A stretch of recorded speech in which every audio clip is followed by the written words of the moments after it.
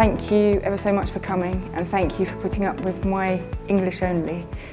So I just got a daughter, can we do a little bit of stuff? So I just wanted to say thank you first to Fernando, Richard, Liliana, the ElCroquis team for their amazing kind of patience with us and producing the book with us. We've had ElCroquis heroes of ours on our shelves for 20 years, and some of them are so used they're in plastic bags like Caesar or Geary or Herzog de Meuron. So to be invited to come and be put on the shelf as part of this library was a huge privilege, and the practice is really pleased, so thank you. Do you prefer to sit down? I will in a second. Yes. I'm going to so just what I'm saying. So I will relax as I get into the work. You'll have to put up with a little bit of nervousness. And I just wanted to say thank you also to a daughter who was the kind of critical, amazing person in our studio, liaising on everything and bringing everything together for us. So this is a daughter who Fernanda has said. So, okay, so I'm going to stand for just the first bit and then we'll go into the slides.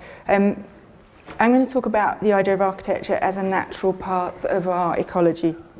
That our cities are natural as much as our landscapes, our forests and our farms. And our landscapes are as constructed and layered with as much history and narratives, social and anecdotal, as any city.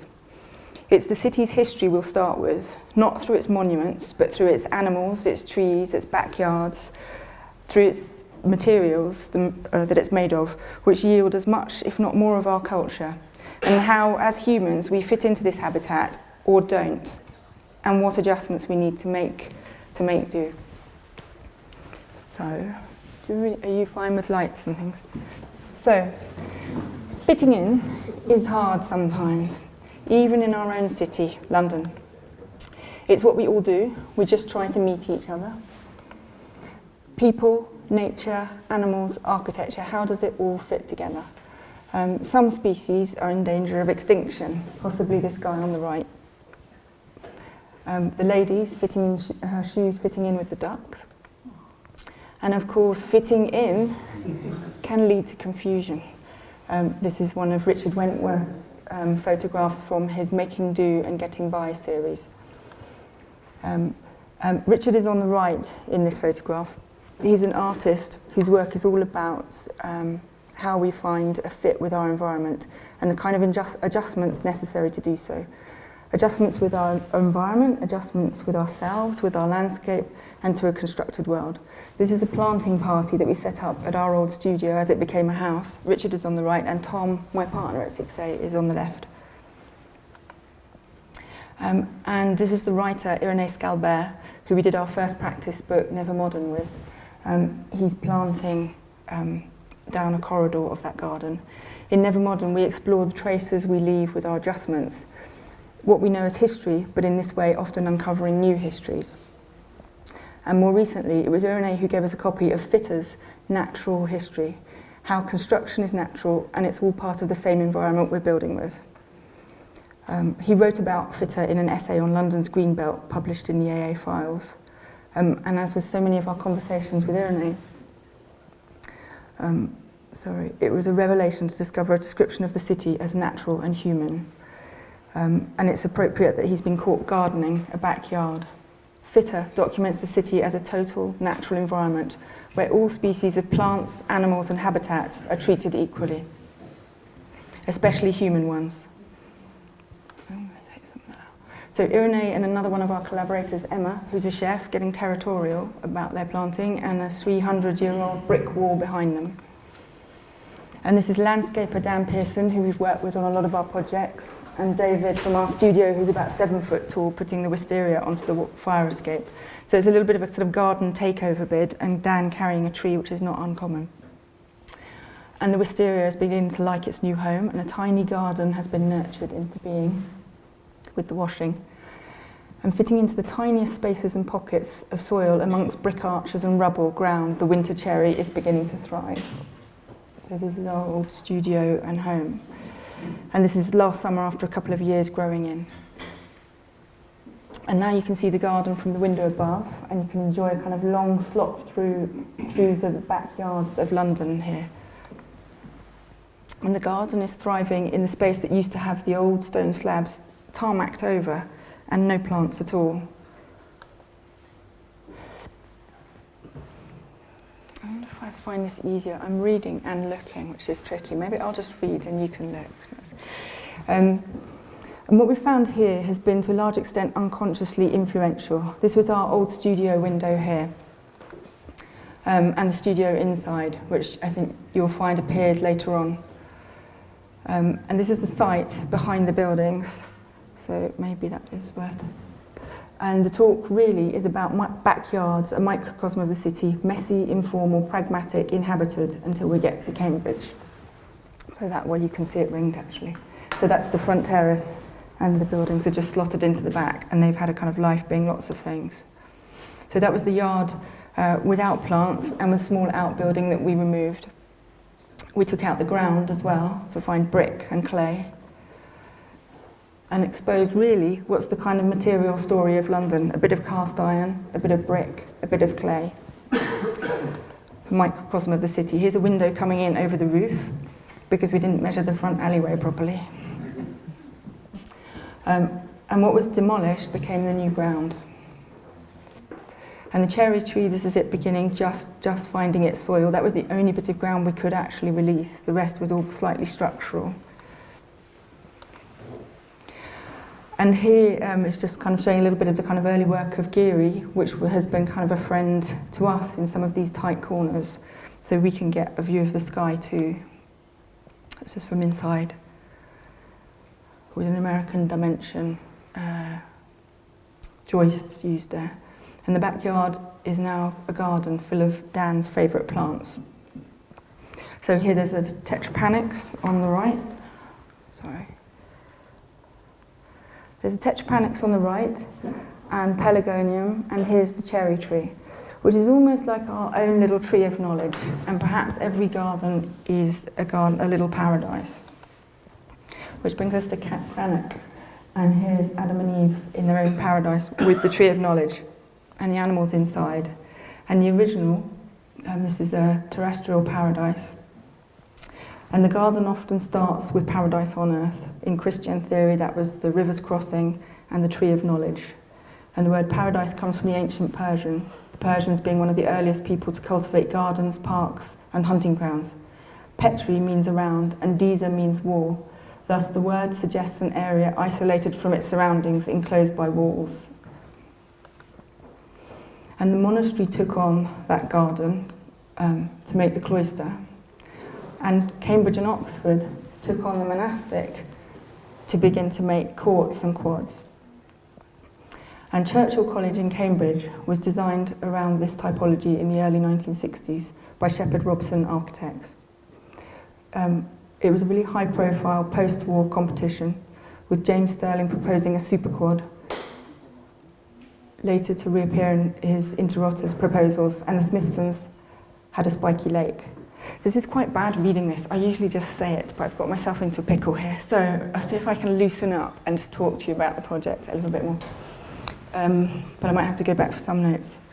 Okay, so it's Churchill College in Cambridge. It was a competition that was post-war, and it had a really international lineup for that time and was a really important competition. And the scheme that won in the end, after the spiky lakes of the Smithsons and the super quad of Stirling, was actually one that proposed courtyards, the kind of ancient typology. And they proposed a sort of necklace of 10 courtyards built around the Churchill archive, which is in the middle. Cambridge is a funny place. It's got a strange kind of Englishness, which sort of brings the cows in to watch ping pong outside the pub in the centre of town. This is the centre of town. It's a very kind of landscape city. And Churchill is a very landscape college built around these courtyards. It's mineral construction, brick and concrete, tripartite. It sits in the landscape, and all the rooms kind of look out towards that.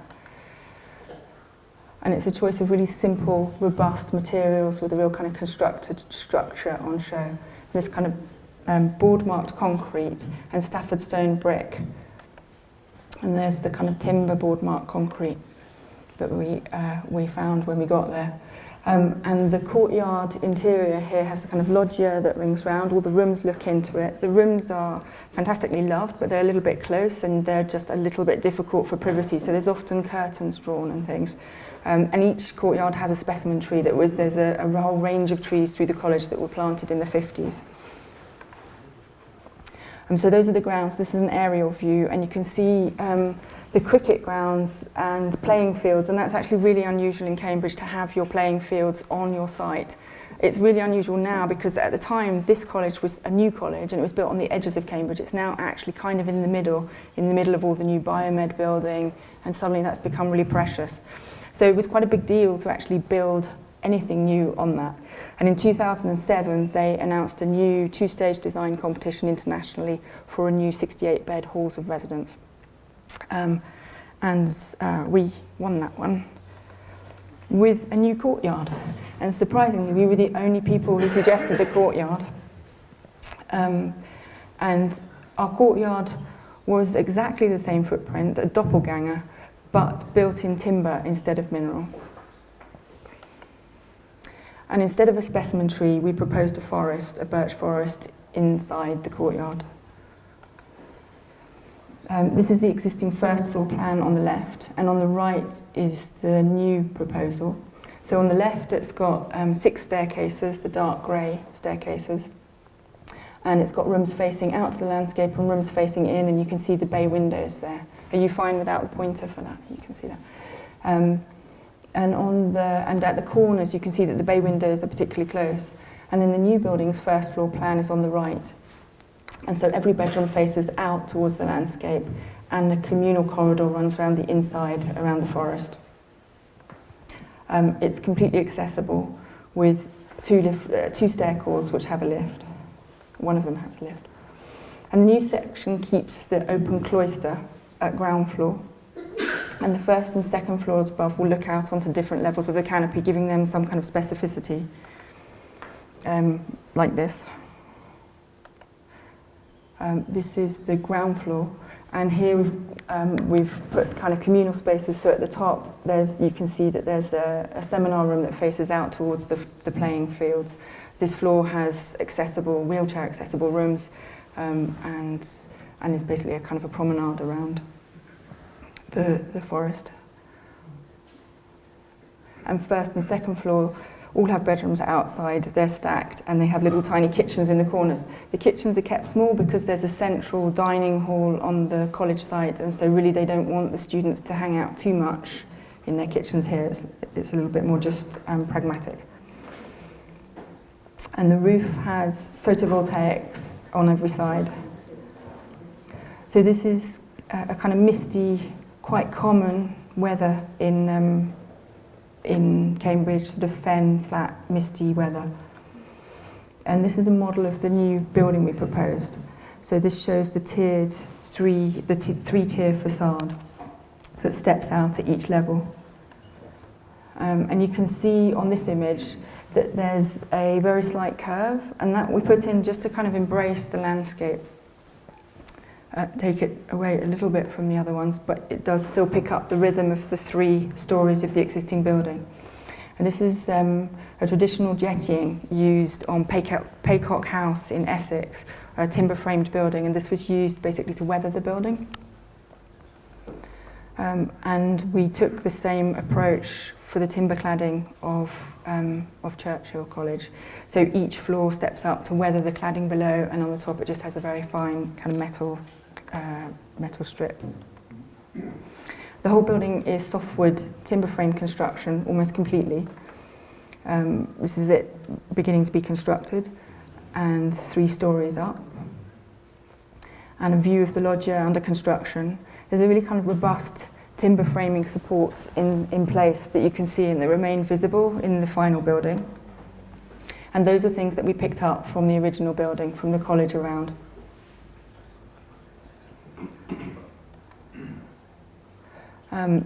And again, in the college, there's this kind of rhyme with things that were made in concrete, but they're board marked in timber, and they come back in the timber. And part of that was actually fire strategy for us, so that we could leave all the construction visible internally. We oversized it, and that allowed us to get around the kind of fire protection. regulations. And so this is the original staircases, this is the 6 staircases of the original building. I don't know if you know about the kind of Oxbridge education model, but it's a really familiar thing that you find staircases in each building, and on each staircase will be maybe 6 or 8 students, and they're cross-disciplinary. So you might have a mathematician with a kind of English student, with an anthropologist, with a scientist, and that makes for really amazing kind of cross-disciplinary happenings amongst the college. So that was something we really enjoyed. You couldn't keep 6 staircases. We can't do that for accessibility anymore. So I'm going to talk about the staircases in a minute, but we were very aware of keeping those kind of social spaces that people can bump into each other, and that cross-discipline can happen again. So this is the lodge, a kind of very ornate loggia around, and I think we tried to bring some of that to the new loggia that's being built there. This is just a diagram of showing where the 2 stair cores are that we put in. So we were originally going to use a kind of timber propping and framing to be able to put the timber frame up. So that came to site, all cut, all numbered and ready. And it just went up, but it needed a kind of structural stability. And when we were talking to the contractor right at the beginning, one of the things he said was we could get rid of that temporary propping if we built the stairs in concrete, and then that could be our propping and it could remain in place. So it was a kind of it was a thing just as we were about to begin that we changed, and I think it was a really good decision. So they went in first, we built the kind of concrete stair cores and then built the rest of the timber off that. And what we did was we made sure that we dimensioned all the beams and columns the same. And so you get this kind of, you don't break the rhythm of the exposed structure internally. It feels a little bit more like scarfing in or kind of scarring within the building instead of something kind of an interloper. And that's the finished stair. We've got 2 stair cores so that if we need a new lift later, then they can do that. But at the moment, they can do with 1, which is kind of nice there. So here's the timber board mark concrete. And that really was one of the things that led us to the original decision to make it timber and just invert the whole building type. Partly because we could do something, the original buildings were great, people really loved them, they're kind of fantastic, they're brutalist, they have a mixed reaction from conservation, and even some of the people at college are like, really sorry, they're a bit ugly. We're like, they're amazing, they're beautiful. So I think taste changed. But what we found was as we started to work with this timber building, that the timber and concrete were getting closer and closer to each other. And as we started to look for the cladding for this building, we had these samples here, you can see along the bottom, that are 100-year-old French railway carriage floors. And they're so old and kind of gnarly at the beginning that they're not going to go anywhere. They're already aged, and you know what they're going to look like, and you know how they're going to move. So that's what we used. And they're sort of quite greyed down as well, so they started to get much closer in feeling to the brick and to the concrete of the original buildings. That's some of the old French, that's an old French railway carriage. It was an interesting thing to do with the college because we actually had to commit to buying all that timber really early, right at the beginning of the job, once we had located it in France. So there was a moment where we had to go and approach 120 professors and fellows and talk to them about this timber and say this was the idea. And no, there weren't any guarantees at all because it's reclaimed. And their only question was, has anybody done this before? And then they're all scientists, they're very progressive. And we said, no. And they went, right, yes, we're doing it, that's it. So they were fantastic about that. And they just said, we want our building to last 300 years. We're not interested in a 30-year guarantee. So that was a really amazing kind of approach and allowed the building to go on. So the college actually purchased all the timber right at the beginning. And we kept it in storage. Sorry, I think I've moved. Got it. There's some ducks fitting in with the new habitat. And the loggia we just lined in new oak, so it feels almost a little bit like it's cut open with the old oak cladding. And at the top, we tested for a while about this. It just felt too blunt to finish that building without something. And so this was more like what we did in the end was this concave shape, which is in the plan, but it's also actually cast in bronze in the opening gate by a very well-known sculptor who I'm not going to be able to tell you the name of, on the original college.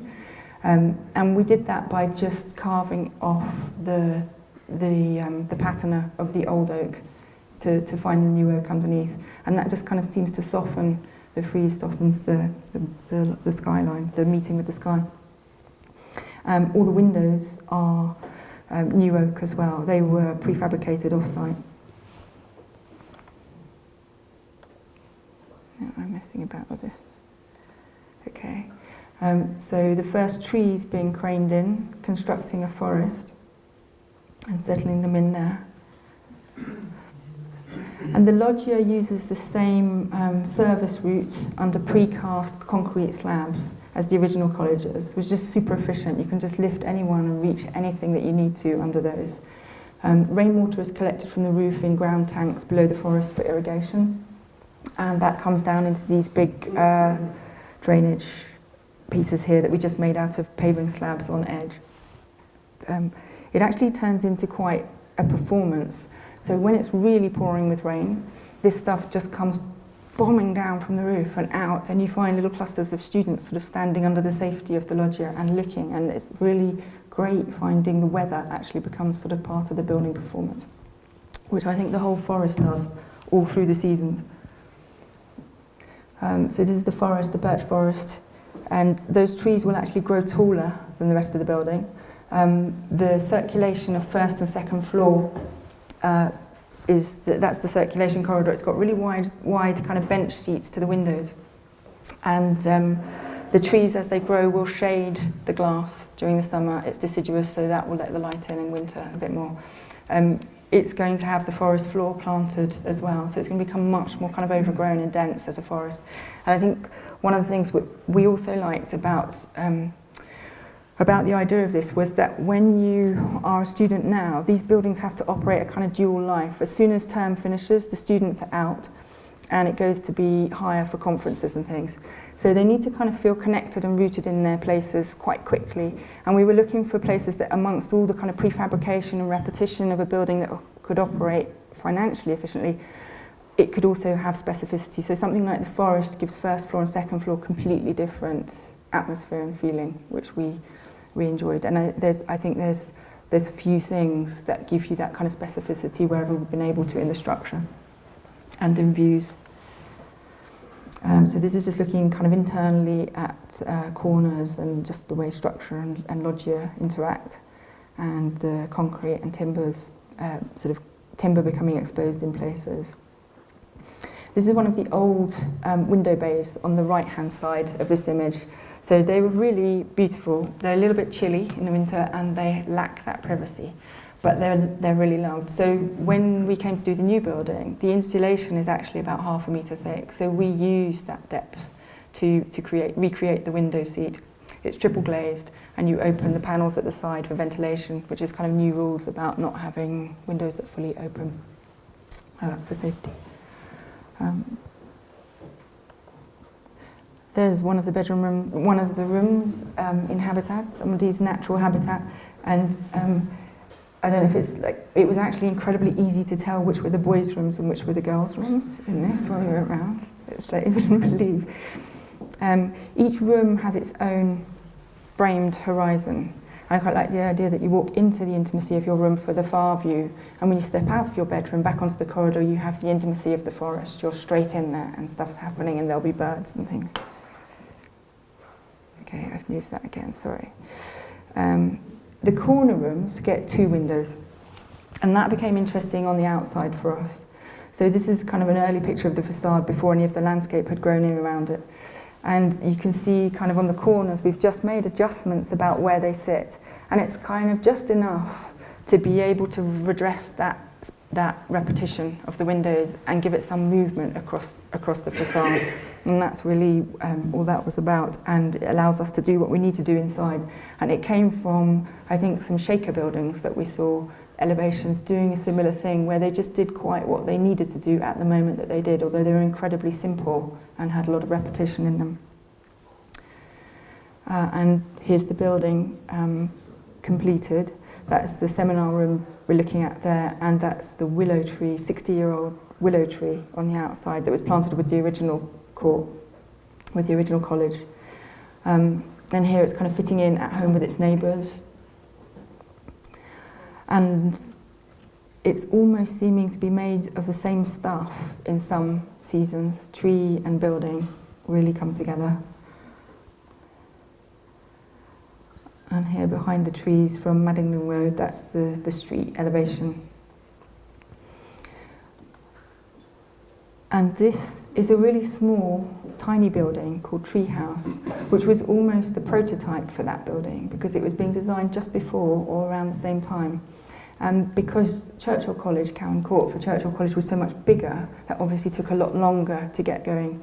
This building was designed to make original buildings, which you don't see here, accessible and join up all the different levels. So they were different levels, and there were two tiny cottages that were different levels, and then the garden was half a level down. And our client was beginning to have to use a wheelchair and couldn't get down to the garden anymore. And really what we wanted to do was make the whole house level and accessible and bring that down to the garden without touching any of their trees. So we built it around the sumac tree and really recentered the whole house, looks across to each other past the sumac tree.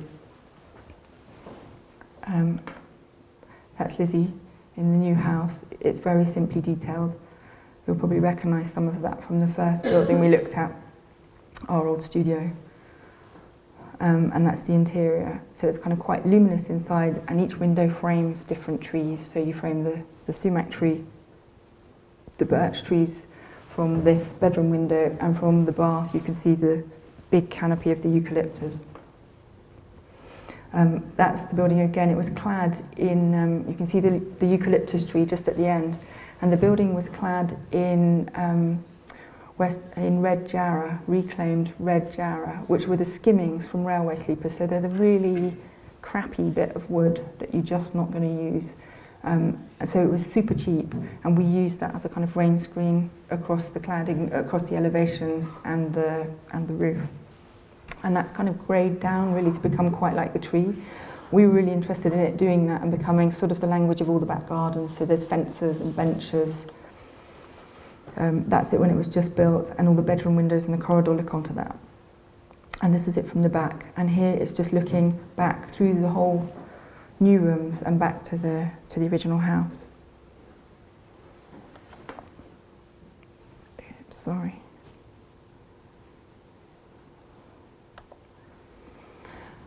And here's viewing again, but not a picturesque sense of distancing ourselves from the view, but being within it. And this is the early model of this project. And a little bit of natural joining together. Someone else in their natural environment. This is the building for Jürgen Teller, who is a fine arts and fashion photographer, and his portraits are kind of intimate descriptions of people in their habitats. That was David Hockney. This is his mother in the landscape. This is his daughter in the river. And this is Jürgen. And he's not always flattering about himself, but he's quite honest. And this is Jürgen in his new studio, enjoying it. So he asked us to build a new photography studio for him on a site that is really long. It's 60 metres by 7 metres wide in northwest London. And we proposed 3 new buildings interspersed with 3 new gardens. Each has top lights and side lights, and the buildings move broadly from public facing on the street to private where it meets the back gardens of everyone else. This is John Soane's, obviously, you probably recognise this, another kind of London house that's completely transformed with all these roof lights coming in. There's not a huge amount of side light, but there is at the front for him. I think. And if you stretch that, That's quite close, we thought. So this is a site here, and this was an early site picture we found, an aerial view, so it's not quite, that's actually our site there. So there was a building on it that had built all the way across, and this site had already been built out to blocks of flats when we came to work with the site. It's quite a tough site. There's the railway, there's lots of kind of working industrial units. There's some things zoned, like ours, that our building, our site was zoned for workspace only, and there's this one, and there's lots of other kind of smaller residential things happening. So it's a big mix of stuff. It's quite tough. There's quite a lot of burglaries and things around there, or have been traditionally, so it needed to be quite secure. Those are the industrial units across the road that we just looked at. So that's the view from the front, and this is the demolition going into site. And we were quite quickly back to earth and mud here, so back to the landscape. This is a little diagram from Dan Pearson, and he's just mapped out quite simply how the gardens also move from more urban at the front to gradually kind of breaking up until they get more wild, until they become sort of real gardens at the back. And that's something we'll look at a little bit more. We were talking when he started about some of these post-war photographs and images, and there's still a few around, it's not really around London. When you get a derelict site, it just starts kind of seeding, self-seeding and growing up, and you get these wonderful gardens. Post-war, there were so many kind of bomb sites that actually that was happening again, that was happening all over London, and you had these kind of self-made places, sort of return to garden city. So the garden strategy was partly inspired by that. And Dan sort of took the concrete, smashed it up and started planting through it. So it's almost like it's a kind of urban ruin that has been grown through, and that gets more wild. And it will get more wild and take over some of our buildings as it grows up them. And there's a new inhabitant. Is it a fox? Yeah. I think it was deliberate, I think. So this was the boundary wall that we discovered, kind of messy London, badly built boundary wall. And it prompted us actually to look at that a little bit further and keep some of these things in situ. Jürgen was using it almost as soon as it started, and he was on site. He was on site with us when we decided to keep, I think the boundary wall I talk about a bit later, maybe I don't. So we decided to keep this kind of odd pieces of retained structure that could stay in the gardens. But what we also decided was that boundary wall was ours to knock down if we wanted to, but that actually there were about 10 or 15 smaller gardens that had built up their sheds and their planting and things against that boundary wall over 20 years. And it would be kind of unneighbourly to do that to people. So we decided with Jürgen to keep that and build our new concrete pavilions within that boundary wall, allowing it to kind of come back into play in the gardens and the external spaces. So that just kind of gave a little bit of relief from all the new, and it was an old wall. Jürgen was using the whole site as a studio before we'd even got anything in the ground. There were no foundations. His yoga teacher here is in a shoot for, I can't remember which magazine. And that's the boundary wall that we kept, that reappears. And where it met the new structure, we just washed it in together, really, and let that meet in the corner there. The concrete was all in situ cast concrete on the outside, and we board marked that with timber that was Douglas fir timber that was the same dimension as the brick on the boundary wall, so it just carried that on. And in the courtyards where you get that, it carries it on. I'm sorry, I'm not very good at this. Maybe I should try this one. Does that one work as well? It might be better because I'm quite bad with the keys. Better, okay. Right, so people enjoying their habitats again, and an exciting new habitat for Jürgen. There's a new wall in there. The piece of old structure that we retained, and that how it connects into the new building, and the first courtyard garden with Amelanchier trees, and Dan's first kind of smashed up concrete, so underneath there is soil and things are beginning to kind of seed and grow through. As Jürgen's sort of contemplating, even as it's on site, and we could see things that we couldn't see originally. And this is a shoot of a quite well-known theatre director, I think, for Arena. Francesco Bonami. He's an Italian art curator and director. And Teller means plate in German. So there's been a whole series of plate photographs with people around the building. So that's where the new structure hits the old. These are just the trees, the first garden, barely grown. This is a new tree coming in, and Jürgen was kind of fascinated with that, coming in over the building. And it's quite kind of, it's hefty work actually getting those in. And he was photographing all of that. And this is the Amelenkias coming up through the concrete. And this is Dan in his photograph by Jürgen with his Amelenkia afro. This is in spring, so just beginning, and this is probably one summer in, so it's beginning to grow.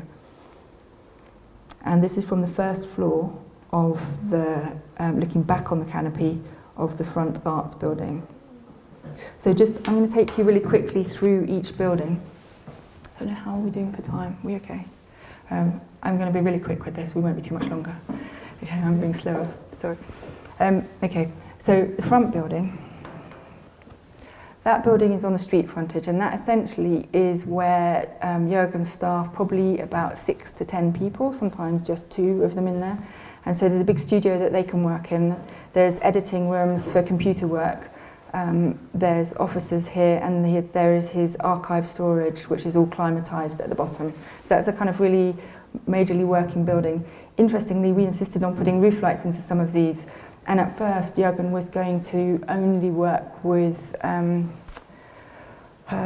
film photography. And it was only halfway through the project that he changed to digital and suddenly didn't need any of the things that he had wanted before. And we were changing, and those rooms are kind of flexible enough that they've all just adapted to being used as they need to be. So that's the first building, and I'll just quickly run you through it. That's Jürgen doing a shoot as it was just finishing with a Japanese band.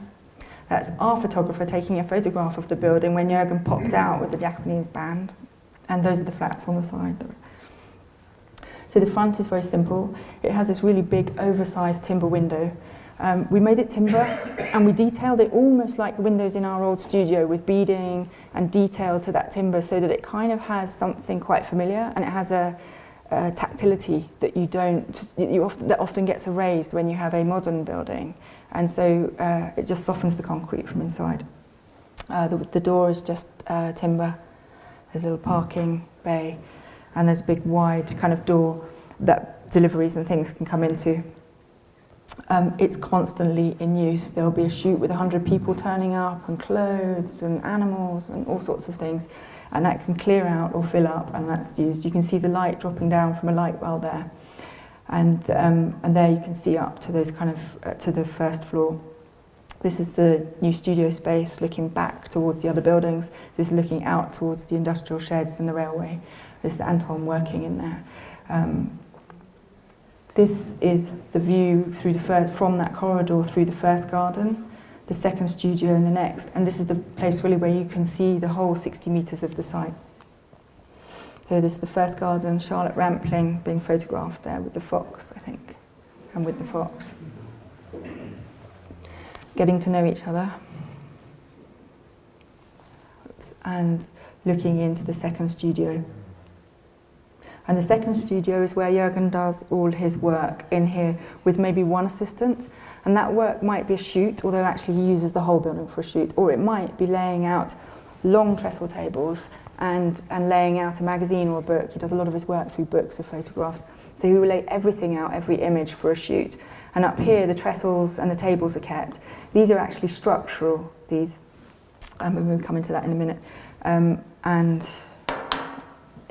Yeah, so it's really simple, that space, and it gets just that little bit more private as it goes backward. Whoops. So it's all exposed blockwork, and it's in situ concrete. There's these the storage units act as bracing for the walls, and the stairs act as a kind of lateral support, and the beams are basically baffling the light, so they kind of soften all the light coming in. They give it top light across the whole building. Every single pavilion has these beams, and they were quite difficult there's a very reduced kind of palette throughout, so it's a kind of backdrop for his photographs. There's a shoot in place, and then views to the garden. So you can see the beams a little bit more up close there, and they are about 600 mil deep by 100 mil wide. And they start very simply with a nail box and form workers. So it's actually a kind of very old technology, and that's the roof lights being built above them with quite exuberant formwork. But the first, you can see here the roof light above. You can see here, whoops, sorry. Just dropping back to that, I'm pressing the wrong button. So you can see the roof light above there, and you can see the beams and how thin they were. So the form workers were an amazing crew. They started with their nail box, that was the first thing they made, and they started on the first building. We literally built the last building and then came out, backed out of the site because it was so narrow. And the first building, they were kind of cursing us because to get rebar into those beams is really hard. And by the second building, they were getting quite kind of, we've got this. And by the third building, they were just showing off. They could do them really fast. But it was beautiful workmanship, just really extraordinary skill. So that's it, finished. And it really softens the light. And so here it is in use. Sometimes it's super calm. This is Vivienne Westwood's husband. And sometimes it's just the light coming in. It's really quiet. Other times it's busy, and there'll be a film or football if it's Jürgen, or a party. This is post-shoot, so you can see the light coming in. And back to another shoot of Garden of Eden. This is Jürgen's. And Cranach, and the animals. And here's an animal coming in, that donkey from the beginning, the biblical donkey. And this is actually the carpenter helping the donkey come in, and I think he was just trying to protect his door, actually. And the warmth of the concrete is kind of offset a little bit with things like brass detail. These are actually working structurally, the stairs, but they also become an amazing kind of photo use. And that's just the tables going back up into the storage archives. And in use as an archive. And then just finally, the last building, it gets more private here. And Jürgen's work is dealing with individuals and really taking quite intimate and personal and unexpected portraits. And this, I would say, probably is his critical space around the kitchen table. It's the most private, and it's where he'll sit with someone and really get to know them before working with them. Has a library, a sauna, and is his kind of personal space, but everybody goes and eats dinner together there as well. So the garden gets a little bit more wild. It's planted differently, it's a bit more foresty, it's birch and forest floor. Rainwater comes down into big tanks. The tanks have goldfish to eat the mosquitoes. Sometimes they overflow, which is not good, but we're working on that. And the fox is back, and that's Jürgen behind a tree. And they've made friends. And that's it, just getting a little bit, that's the kind of view from the kitchen. And those doors are always open, and everyone's in and out of that garden and the kitchen. And this is just back to the front, so it's a really short little sequence of film, and we're nearly at the end. Do you know how I kind of, do I just press play for that? It has something? Oh no, it doesn't. Does that play?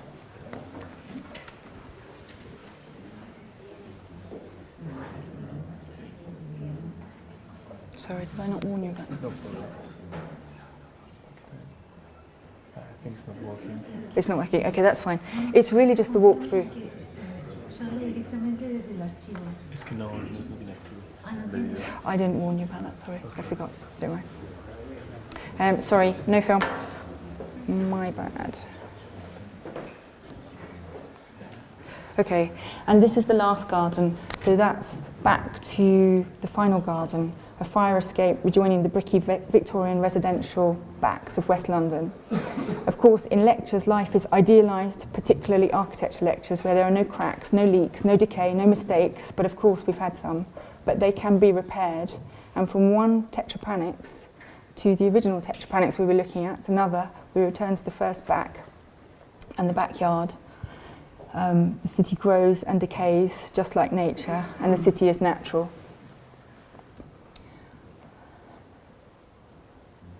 And growing, and it continues to grow and decay. Trees really getting into its stride now and taking over the courtyard. And this old brick wall, which is now hidden behind the tree, sits behind the tree, is the original land boundary dating back 300 years. And when we began digging that garden that we saw right at the beginning, the backyard, we found that we didn't have foundations, we had brick walls. And they led to these vaults that we discovered that had been blocked in with pre-Second World War rubble. And this is the brick vaults, red brick. And this kind of making of the territory, this poison bottle we found is related to 19th century London. And these ceramics are probably bits of Delft ceramic, and the clay pipes are the kind of fag butts of Victorian London. And the oyster shell is probably the fast food of that 19th century London. And this little photograph that we found in the building as well is Claude Williams of Massive Attack, who was sadly arrested. But like the stories of the city, of the landscape, of making, of culture and of architecture, they're all related in some way, and we just have to work out how. And that every kind of making is related to the territory, and that's design, and maybe even natural design. And in the end, it's all about use, making shelter inside and in the garden. It's about the weather and the passage of time. In our case, it's mostly rain, and that makes the gardens grow, and Madrid is following today. Whether in London or Cambridge or Madrid or anywhere else, design is about scale, nature, and a future that we don't know. It's about history, tradition, continuity or multiple continuities which inscribe our landscapes, cities and buildings with our culture. The only thing I can say is that perhaps we should spend less time looking at nature and more time being natural. We might be as happy as these two creatures in their constructed habitat, and that is our only nature. Thank you.